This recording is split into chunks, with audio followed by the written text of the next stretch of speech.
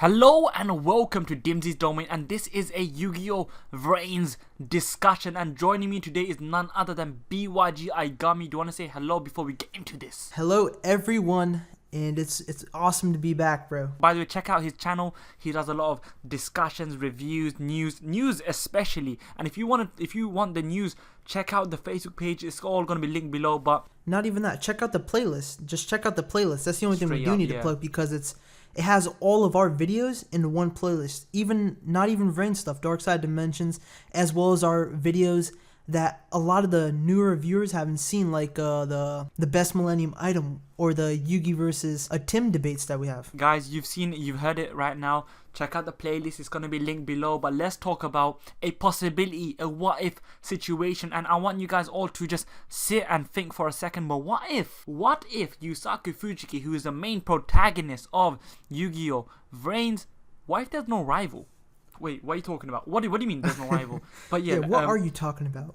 Well, what if there is no rival, in the sense that because we know that he has an alter ego, in terms of when he goes into the cyberspace, let's just call it cyberspace, he is known as the playmaker. What if, well, instead of a singularity, instead of a single individual being the antagonist, what if it's not, there's no need for an antagonist and he's faced with problems which is going to umbrella over a large scope of things? For example, what if he is tackling the cyberspace itself? What if it's just not a specific person? What do you reckon about that? I think that's the best idea, and it's so different.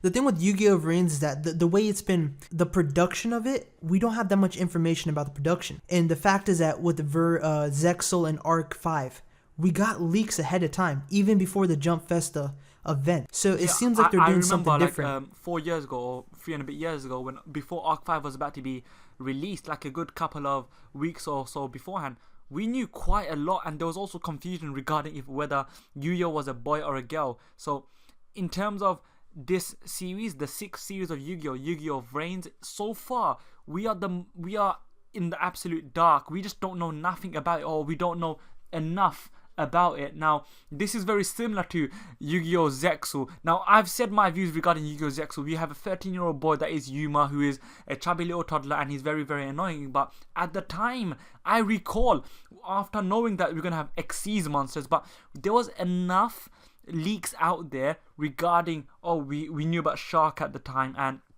we knew a lot of things. But there is nothing for YuGiOh Vrains, and that is why the direction of the series, of this season of Yu-Gi-Oh, is very, very exciting. And to add on to that is that they're learning from their mistakes, because we figured out the logo name of the series for Zexal and Arc 5 through Database, the website known as Database, where ahead of time they upload the information.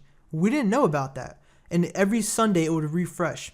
And the fact is that I would check every Sunday. There was still no YuGiOh Vrains name. It wasn't until that weekly Shonen Jump. And still, even with 3 to 4 months since YuGiOh Vrains got announced, all the information's been relating towards A, Link summoning, B, Yusaku Fujiki. And there's nothing more to it. So here's the thing.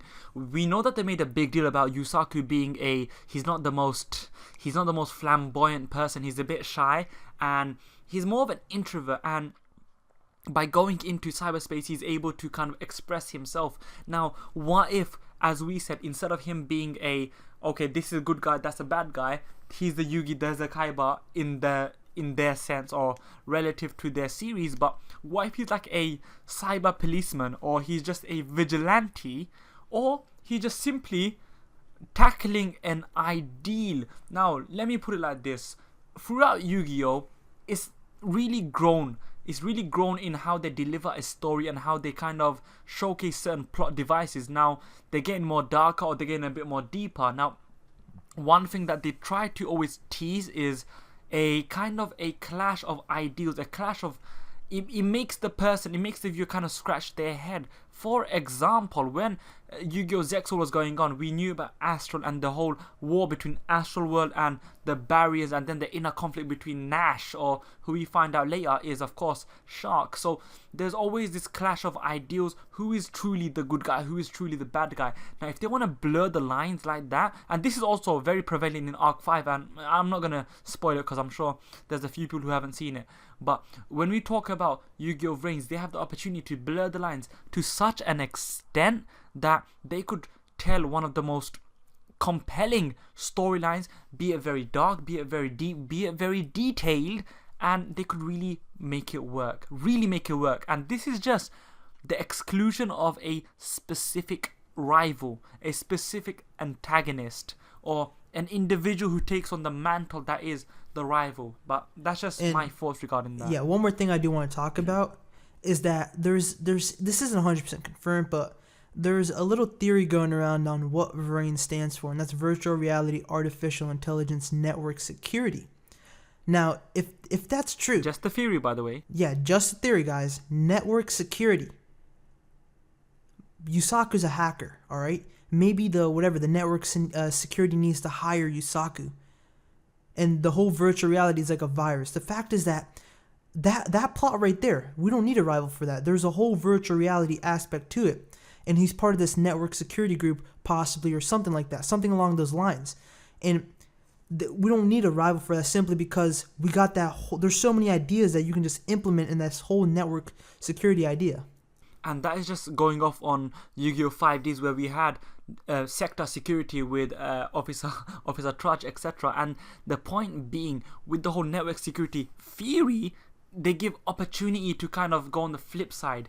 What if he's part of the policeman? And also, it's very similar to the movie Catch Me If You Can with Leonardo DiCaprio, whereby he was good, dude. That was an amazing, really good. It was an amazing movie where I don't know how he got all those checks. Yeah, he was a master thief, and by the end, this guy, it's a base of a real story where the individual was then hired by the FBI, and he now oversees the fraudulent department to prevent fraud. So that is a very interesting thing. But here's the truth, yeah.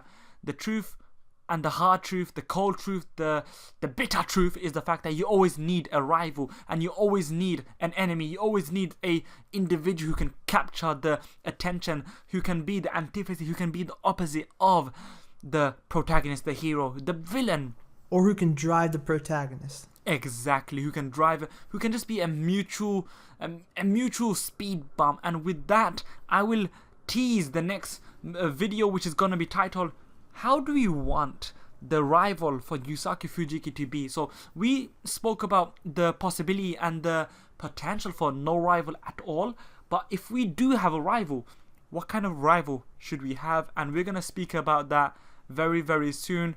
Make sure you subscribe to BYG Aigami. Check out the Facebook page. Check out the playlist. Look, subscribe to him, subscribe to myself for the best and the latest and the most detailed and engaging Yu-Gi-Oh! Discussions. Comment down below, what kind of things do you want us to discuss, and if you know what, you'll get a shout out as well. So with that being said, any last words? Me? Nothing else, to be quite honest. And yes, so subscribe to Dual Disc, like, share, comment and whatnot. You may now exit Dimsy's domain. Thank you and goodbye.